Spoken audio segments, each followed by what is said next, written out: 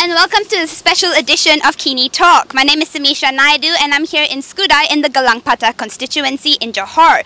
Today I'm joined by Malaysiakini's Assistant News Editor Kuang Keng. Welcome to the program. Hi, good afternoon.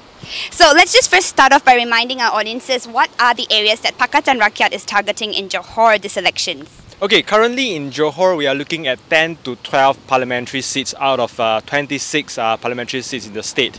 So basically the Pakatans, they are aiming the Chinese majority seats including Gelangpata, Kulai, Bakri, Kuang, and then PKR is aiming the seats in Johor Bahru area, which is Johor Bahru, Tebrau, Pasir Gudang, and as well as Segamat in the centre of Johor.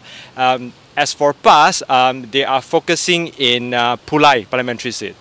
Okay, now in the last week we've seen a lot of mega ceramahs where tens of thousands of people, in particular in Skudai, have been showing up now for Pakatan Rakyat ceramahs. Now, is this an indication of the support that Pakatan Rakyat is receiving on the ground? What do you think?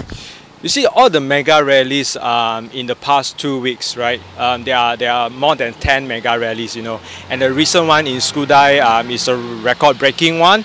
It attracted about 70,000 of people, but most of them are Chinese voters, right? This shows that the response of the Chinese voters shows that the swing of the Chinese voters may be unprecedented in Malaysian history.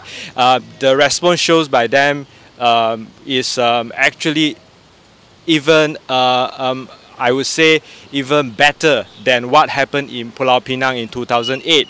So, which means that, you know, the initial target of Pakatan to get 70 to 75% of Chinese votes, now they may revise the target to over 80%. We very seldom see this kind of support for Pakatan from the Chinese voters, but it did happen. It was in this Bukit Gantang by-election. There was a Chinese village, Kuala Sepetang, new village. It recorded 84% support for the opposition. And mind you, that time it was contested by PAS. So support of Chinese voters over 80% is not impossible here. So it is very, very possible. So in terms of the Chinese votes in the areas that they're targeting, would you say more or less they might have it in the bag? I would say that currently, you know, 48 hours before the polling day, perhaps Pakatan is leading in 4 Chinese majority seats, or those seats are not Chinese majority, but Chinese form the largest group of voters in these seats, which are Bakri, Gelangpata, Kulai, as well as Kuang. Okay, now let's talk about the Malay vote, because I understand that for DAP it's been a bit of a challenge to secure the vote because people perceive it as a Chinese party. Similarly, even with PAS, some people, even the Malays, are hesitant to support them. Now, what's your assessment over the last few days?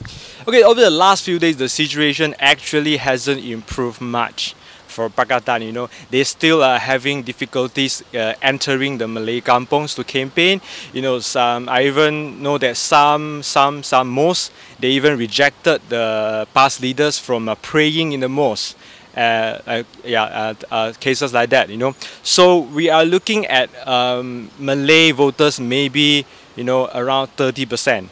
But if the Chinese voters can go up to over 80%, then even with a minimum 25 or 30% of Malay supports, Pakatan could have won about 5 or 6 parliamentary seats. So yes, why Pakatan is having these problems in Malay constituents? I think it is because that, you know, in the past several years, the Pakatan has not been really working their ground in Johor. You know, only in certain areas which their presence is high. You know, in other areas mostly are dominated by UMNO and Barisan Nasional, and especially to DAP. The Malaysia, many of the Malaysia, you know, especially in the rural area, they don't really know what is DAP, who is Lim Kit Siang. They only know that Lim Kit Siang is racist, you know, and that kind of negative perception. And if you want to change this kind of perception in just 2 weeks, it's almost impossible. So but they still have chance, you know, Pakatan still have chance in terms of Malay voters in the urban areas. because in these areas, even without much groundwork done by Pakatan or DAP, they can receive information from internet, from other sources besides from the mainstream media. And also that in the past 5 years, we have seen massive urbanization going on in southern Johor, especially the JB area, So many of the residents here, they have access to internet. They have access to other information. That is one. And the second factor would be that those working here, right? The second factor would be the new voters. Yeah. The new voters, because in some constituencies such as Pasir Gudang, as well as Tebrau and Gelang Patah, we have seen an increase of new voters of over 30%, some even up to 40%. So how do these new voters going to vote is really nobody knows. Pakatan always think that they have an advantage in among these new voters, new and young voters, but we'll see in another 48 hours.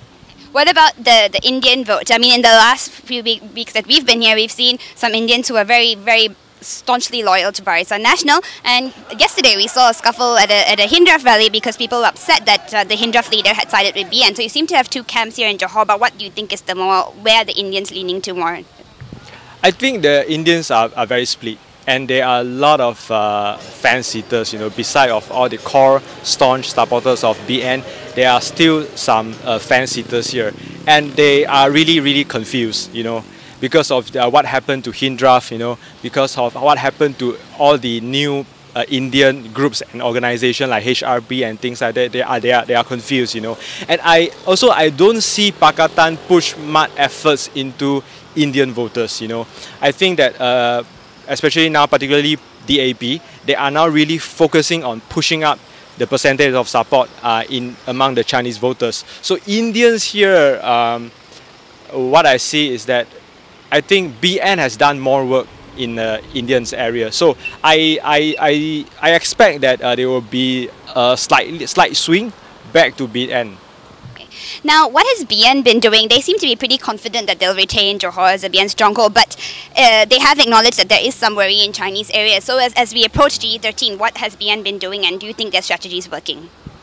Their strategies are actually very traditional, very typical, because Johor has been their stronghold, so they don't have to be aggressive to attack. They will just consolidate their own grounds, So they have been doing activities through local NGOs, through resident associations, by having, last night I attended a karaoke session by the Wanita UMNO, So this kind of casual, more candid activities, right? Just to consolidate their grounds, Because in some seats they have, in the last election they had a very large majority, over 10,000, So for them, the strategies are more like just to consolidate their own support. Yeah. But they don't seem to have ceramahs in the style that Pakatan Party seems to be doing. Why is that? Ceramah is never the BN way, because ceramah people are expecting excitement, That's why it is more advantage for the opposition to do ceramah, because you can criticize the government, And then if you have a ceramah just to praise yourself, how good you have been done, in the past 5 years, I don't think people are interested in that, So for BN, it's more like, you just convince your supporters that, don't get swinged by the opposition, You just have to make sure that they stay with you. So you don't have to really like launching attack against the other party. And for BN Johor, there is one term that frequently mentioned by BN leaders is the Johor way. Okay, it refers to the kind of model, the kind of governance that they claim, the BN leaders claim that it ensures political stability, it ensures racial harmony, and then fair treatment is given to all ethnic communities, right? So they claim that the opposition, they are bringing in foreign culture, extremist political culture which will split the people, So they have been saying that the people should unite under Barisan Nasional, because to ensure that they continue with this Johor way, which has been proven to bring prosperity, to bring development to the voters here. So that they have been using the same old notion to just consolidate their own supporters. Okay, so you're a Johorian and now you've been here for the last 2 weeks, so I have to ask, so what is your current prediction for what will happen in the next few days? From what I observe from the current response of the Chinese voters, I expect that Pakatan can win at least 4 to 5 parliamentary seats, which are the seats that I mentioned just now, Bakri, Kulai, Gelang Patah, Kuang, and possibly Segamat. If the urban Malays has a significant swing to Pakatan, let's say 5 to 10%, then they would have won other more racially mixed seats like Johor Bahru, Pulai, Pasir Gudang, Tebrau, as well as some semi-rural seats in the central Johor, such as Muar, Labis, as well as Ledang.